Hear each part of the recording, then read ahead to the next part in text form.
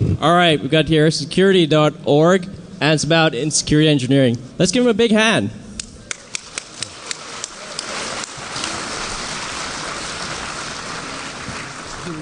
Thank you. It's good to be here again for year number 6.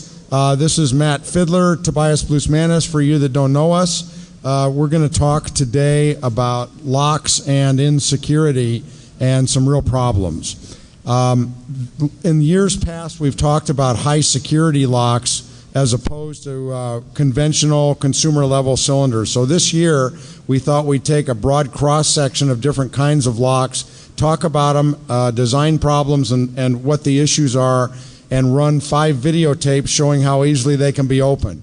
And we'd like all you really to pay attention, because at the end, we'd like you to vote on the dumbest lock design ever.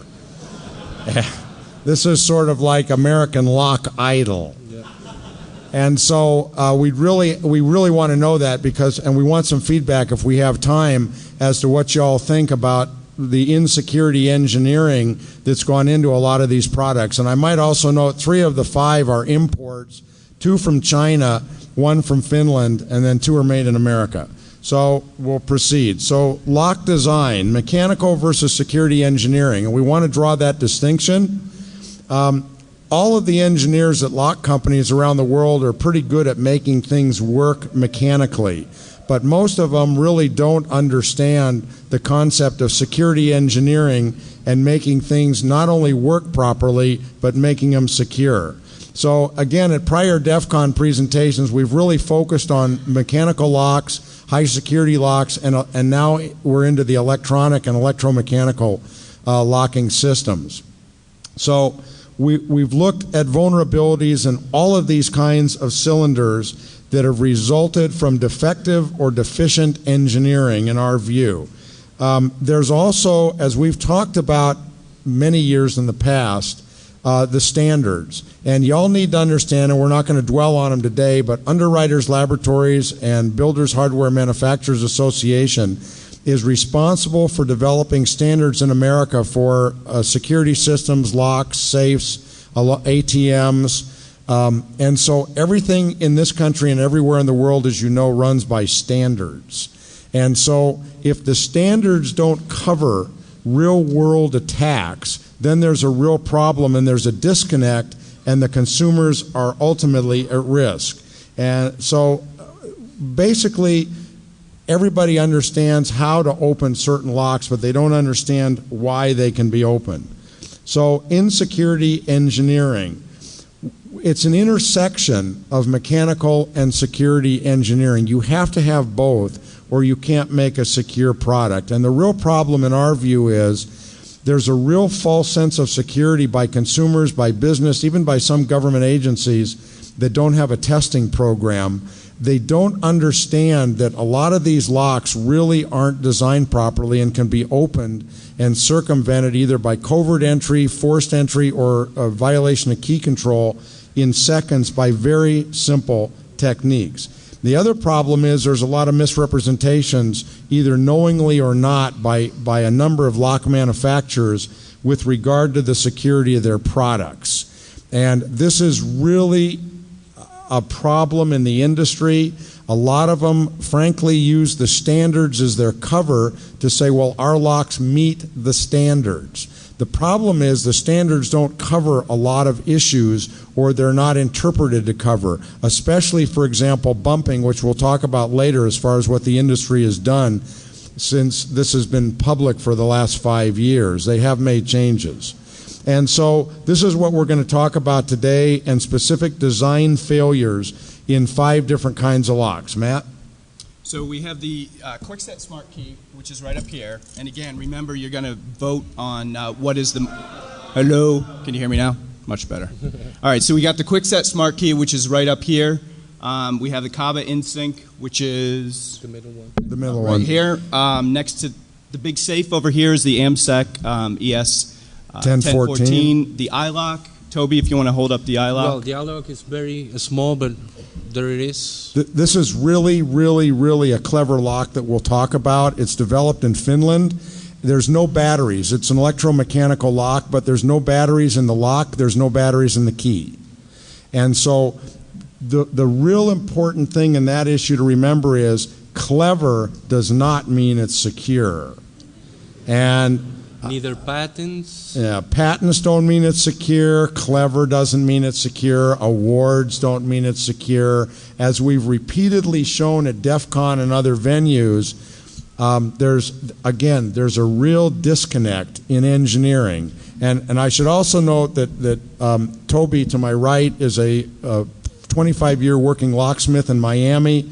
We all work together on analyzing locks and high security systems for a number of clients. And so Toby's got unique field experience in both Venezuela and America in day-to-day servicing and lockouts and bypass. So the last lock over here is the BioLock 333. Oh, and yeah. so each of them was examined for security exposures and vulnerabilities, and we'll review that coming up with the videos. Yeah, the BioLock 333. That's one of our special pet projects. This is a fingerprint lock, and we'll talk about it. This is a brilliant design. So locks are the first line of defense. They're usually the first security barrier, often the only security layer, and usually locks are measured by standards whether they're secure or not. But what if the problem is that they're not rated? What if the bypass technique isn't covered by the standards? And how do you know that the locks you put on your residence, your business, your computer server room, how do you really know whether they're secure or not? And frankly, what does the term security mean? Now, we think that manufacturers have a special responsibility when they're making locks. They're not making toasters. They're making locks to protect you, your lives, your assets, and your family. And so they have a unique responsibility for competence. And a lot of the lock manufacturers have not adequately displayed that in our view. And the 5 locks that you're going to see videos on today clearly have not demonstrated the level of competence that I think everybody expects when they go out and buy a lock. And we're going to ask you if you would buy these locks after you see the video. So again, it's mechanical engineering to make them work, but it's security engineering to make them secure. The implied representations, and of course this gets into, I'm also a lawyer, so the issue with security is liability. And if something fails and somebody gets hurt, somebody's liable. So the lock manufacturers, all of them, are representing that we are the experts and we understand our products, we understand security, and they're making representations in their packaging and their web advertising, in their kiosks, that these locks are secure. AMSEC, which is a great company that makes this little electronic safe for the consumer, about $100, they're calling it a safe. And this is a very, very good company. They've been around a long time. They're very reputable. This is an import, as we'll point out. It's not secure. And so they're selling it as a safe rather than a box with a lock on it. And that's honestly what it really is. It's a box with a lock. So, and a lot of the manufacturers will tell you we meet or exceed the standards. Well, that's great until the standards don't cover what the problem is. And when we can open locks with wires, with shock, vibration, with bumping, with magnetism, with radio frequency energy, it's a real problem because most of it's not covered in the standards. Matt?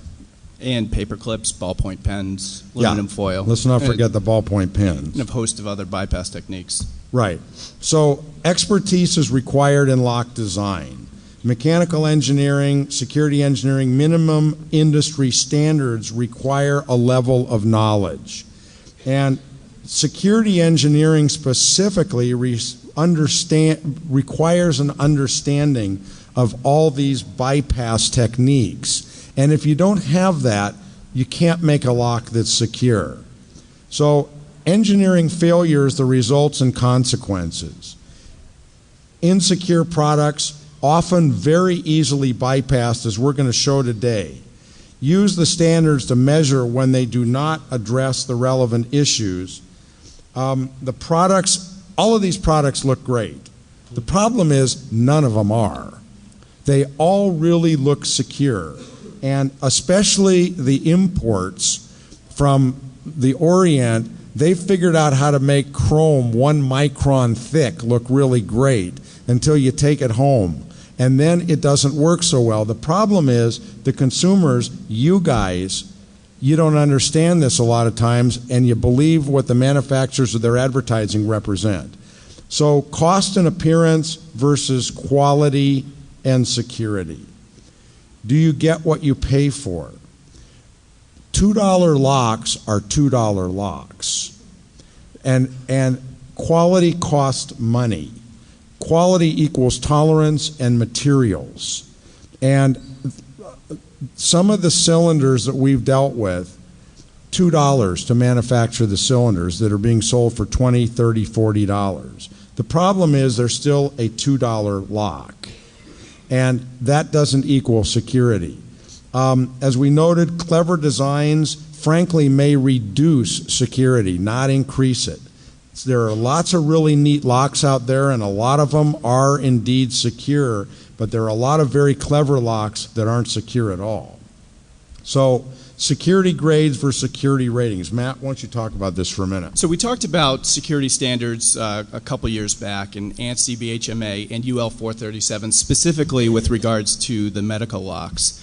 The security grades, as we'll talk about with the QuickSet Smart Key, it's a grade 1 lock.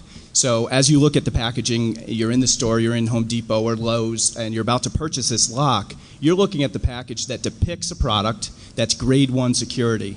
They present a pictorial that shows grade 1 security as the highest level of security you can buy in Lowe's or Home Depot. So that's the concern. That's the concern for you as a consumer. So, and because grade 1 security, okay, if you call, for example, QuickSet, my favorite, and you ask them, what does grade 1 security mean? They say, well, it's the highest grade of security you can get. Yeah, but what does that mean? Well, it's the highest grade of security you can get. And so you can't cut through it, you can't drill. The only way to open these locks is to drill them off the door, break the door, or break the door frame. We've been told repeatedly that that's the only way to open these locks. Well, we had to mention also specific on the QuickSet Smart Key that this design is peak resistant and bump resistant. So the manufacturer tell us that since you cannot pick open this lock and bump open this lock, the only way that this lock can be opened will be drilling, taking it out of the door. So there's another distinction. We did a series of reports last year. There's a real misunderstanding between deadbolt security and cylinder security. Now, there's a BHMA rating, 156.5, that covers these issues. The problem is if you have a lock, if you have a deadbolt that's really secure, but the lock isn't, the deadbolt's meaningless, because other than if you crash through the door, because the lock controls the deadbolt. And so one of the issues is nobody understands what the ratings mean at the consumer level. And again, this year, rather than high security locks, we targeted the consumer level locks